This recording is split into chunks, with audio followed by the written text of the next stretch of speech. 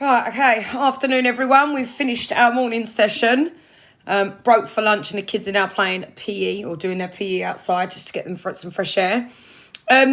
Morning session was slightly different to what I did last week, if I'm honest with you. A friend of mine that had one of the school packs sent through to her children, who lives in another area, she'd done like a snapshot on some exercises that they're obviously getting their children to do.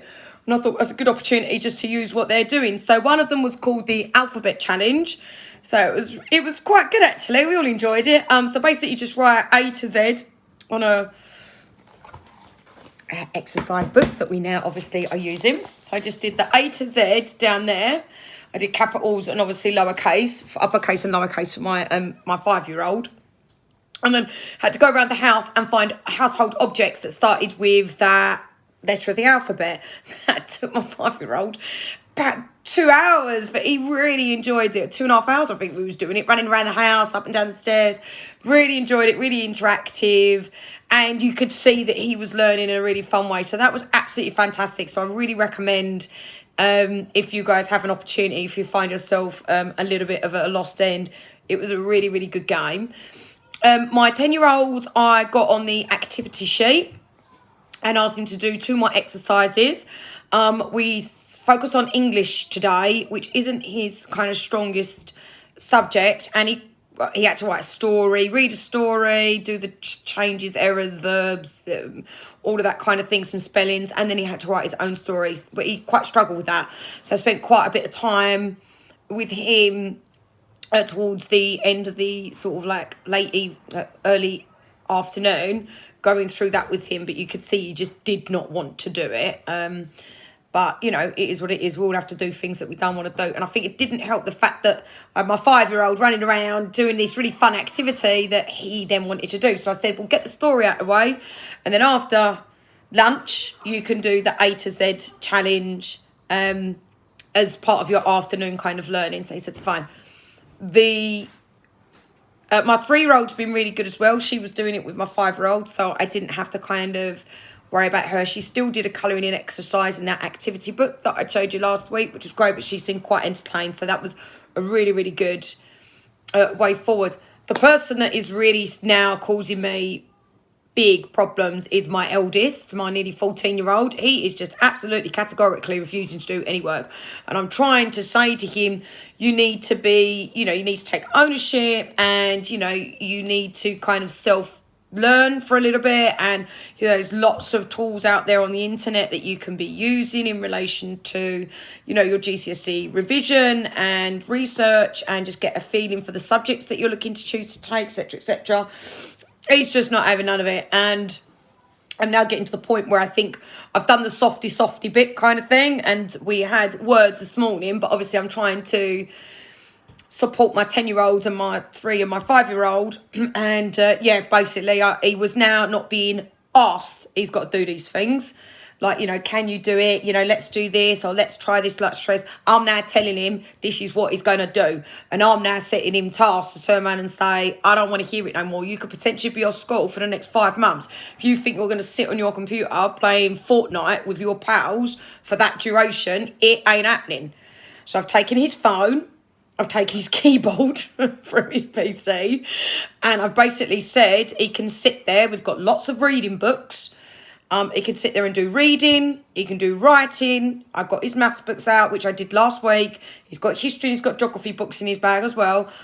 I said, as far as I'm concerned, you've got previous exercises that you can either go over, look at what you did right, look at what you did wrong, do some revision notes until you want to engage with me. At that point, I'll give the keyboard back to you, and you can use your PC to start doing some online research and, try and get some activity sheets like what I've done with my 5 and my 10-year-old. He didn't really say anything, if I'm honest.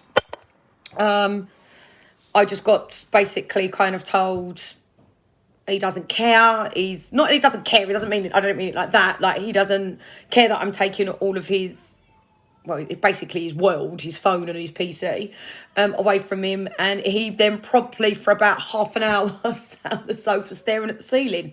So I think he's digging his heels in a little bit, trying to prove a point. But unfortunately, I'm the kind of person, and I'm definitely the kind of mother, the more you push me, the more I'm going to push you back. So at the end of the day, he ain't going to win. He is going to learn, and he is going to do it at home. And he doesn't have a choice in that, I'm afraid.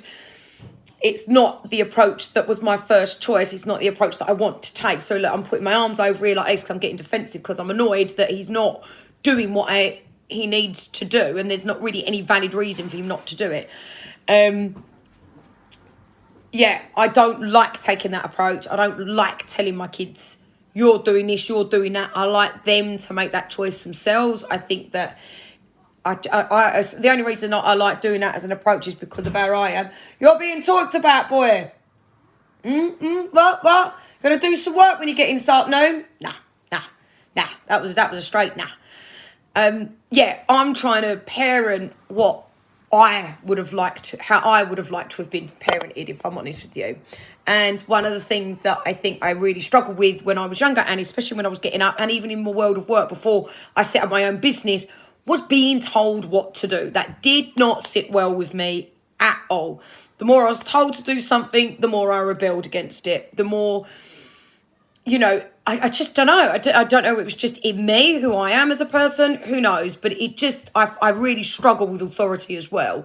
But I think that's definitely just to do with my background, my upbringing. But yeah, I just don't sit well with that kind of structure. And so my parenting's very much been like, I want the children to, if we're going to do something, we sit down together, we discuss it, it's, let's do this, or why do you think we should do this, and, all that kind of thing. So they feel part of it. They're not just being dictated to, like, you're doing this, you're doing this, you're doing this, you're doing this. And then I just get children that kind of go, oh yeah, or the opposite, and they rebel, which is obviously what I did. So yeah, and it's worked well. The kids are all good kids, they have their moments like any children do, but the schools all seem to think that they do well and they're nice kids. So you hope that you're doing a good job as parents, don't you? But no one really truly knows that. I think not until they've maybe had kids themselves, but it's a long way off. God, don't even want to think about that. But yeah, I'm worried, if I'm honest. And where we don't have the homework impacts, I think if I get that from the school, I don't think I'm going to get as much resistance from him. At the moment, where I'm trying to do it myself, and I'm saying, let's do this, and let's do this activity, and why don't we try this, or why don't, try to do it on his favourite subjects that first of all, like last week, I tried to do it on a subject that he was struggling with, which was chemistry, because he wants to take triple science, and it's the lowest grade that he's predicted. I think he's predicted a C or B. I don't know what that is in numbers. Don't get me started with it all. Keep changing their mind, didn't they, the government? Oh, well, that's a good idea. Why don't we do 1 to 9? Why? Why would you do that? Just to confuse everyone. Why can't you just stick to, like, normal grades, like normal people? A, B, C, D, E, F. That's it. No, we want to go 1 to 9. Why wouldn't you even do 10? It's so bizarre. I just don't understand the logic of why these people think, oh, I don't have anything to do today. I'm sitting in a government office. Oh, I've got nothing to do today. I'm just sitting here like this, twiddling my thumbs. Oh, I've got this awesome suggestion. I'm just going to completely change the grading system across the country for zero benefit, other than to confuse the hell out of parents. Oh, insane. Don't even get me started with it all. But anyway, I'm having a rant there. Sorry about that. So, like I said, my oldest, I'm now telling him that this is what he's going to do. And I'm literally going to be sitting next to him this afternoon, so he ain't sitting there staring at the ceiling. And I'm going to literally have to put, I think, a pen to his hand and paper in front of him and sit there and ask him questions and get him to write it down. I don't know what else I can possibly do. So again, if anyone's got any suggestions, greatly appreciate anything that you can suggest that I could do to get my eldest to engage with this in a more positive footing. And, we'll see how it goes. But the others all seem fine, I have to say. They're really enjoying it. They love the fact they're not having to go to school. They love the fact they're not having to wear school uniform. They love the fact that we're not setting our alarms. That, even for me, I'm loving. I don't mind working a little bit later in the day. It's like getting up. It's that,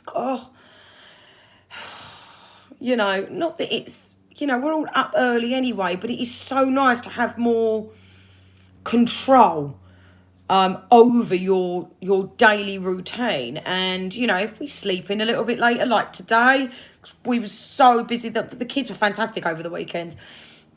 I moved sofas with me, for me, put floorboards down. It was just absolutely awesome. They were so good. I feel like a bit of free child labour. No, I'm joking.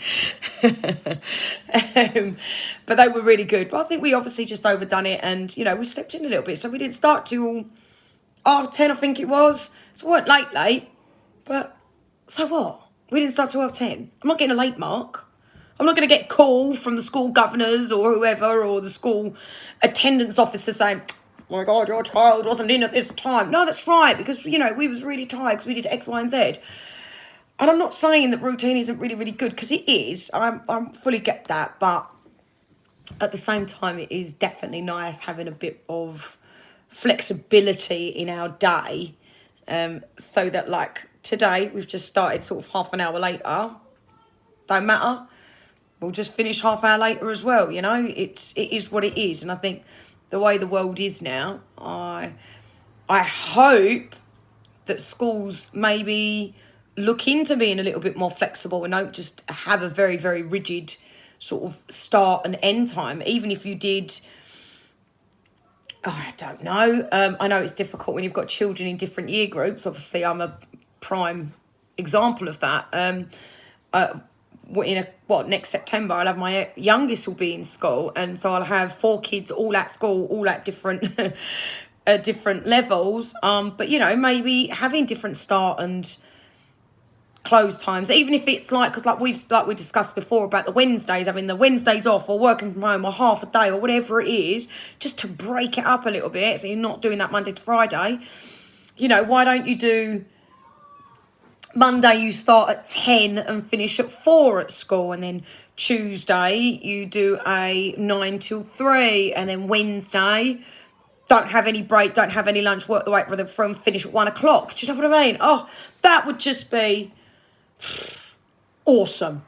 Awesome. Because if you have got those different times, you can have a lie-in just for once, or you can stay out and have a later lunch. So you're having lunch with some girlfriends or something like that. You haven't got to rush back and finish because you've got to do school run at 2:30 in the afternoon. You as a parent, as a stay-at-home parent, or even as a working parent, you do get a little bit more freedom. And our children are in primary school for, now I've got to do maths now, till they're 12? So that's 8 years.